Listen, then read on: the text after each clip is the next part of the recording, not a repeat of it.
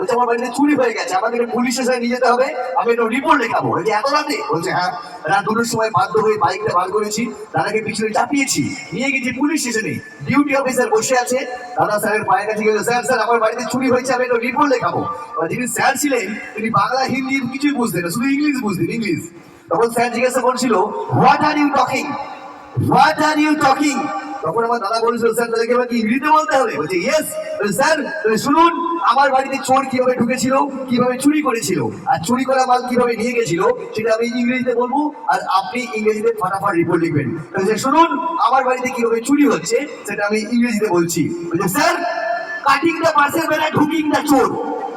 বলছে কাটিং দা বাসের বেলায় ঢুকিং দা চোর, টেকিং দা মালপত্র আউট অফ দা ডোর।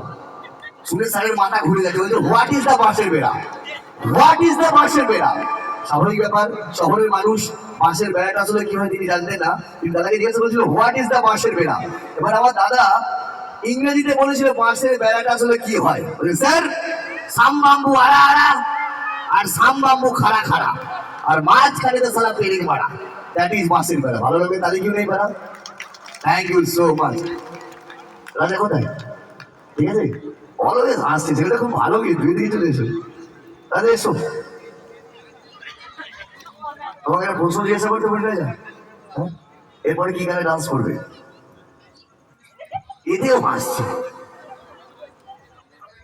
ভোজপুরি একটু হিন্দি গানের দিকে যাও না, হিন্দি গান একটু ভালো গান।